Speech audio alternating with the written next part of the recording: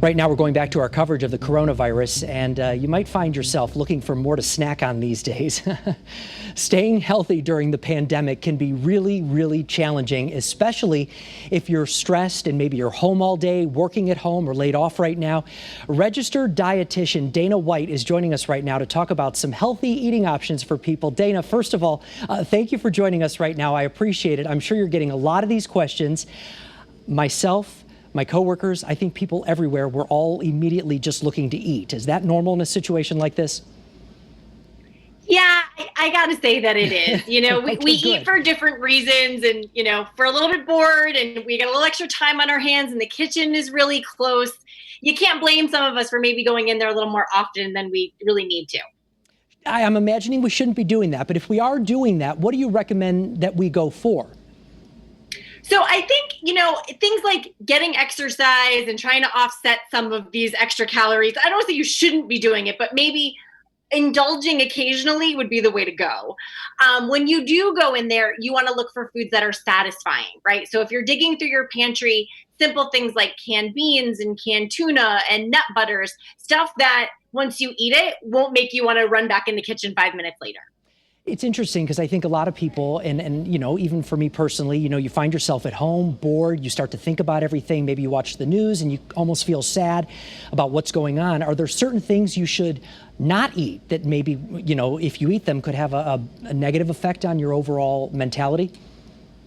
So, there's some interesting data about how carbohydrates actually release serotonin levels.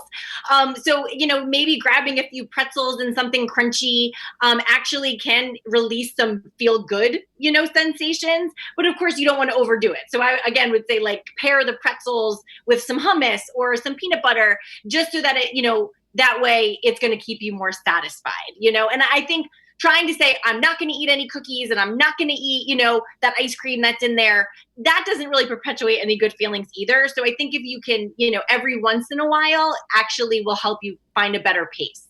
You mentioned the gym a few minutes ago. I think that's, worth talking about as well, because obviously gyms are closed, and that is certainly an outlet for a lot of people who now find themselves maybe going for a walk before they sit down for dinner or whatever that they can do at home. Yeah, whatever you can do to move. We're spending a lot more time in front of screens for work and, even for the kids. So if you can just get up every once in a while and move. And I think a lot of, fitness experts are out there putting really fun workouts online, and a lot of them are free. So take advantage of that just to kind of keep the blood pumping, and then go in the kitchen and get like a good recovery snack afterwards. I think it's hard too. A lot of people maybe don't have the food in the pantry that they typically would have. What's your number one thing, your favorite go-to if you're going to have a snack? Ooh, that's a good one. I'd probably say I'd probably go for the peanut butter. I think so. But on a piece of apple or banana, kind of whatever I have around, because I like to mix it up a little bit. But there's been a lot of peanut butter these days for sure. Okay, Dana White, I like that. I got some peanut butter right here in my desk right now as well, so it's a good snack for sure. We appreciate the information. Take care during this. Great, thank you. You too.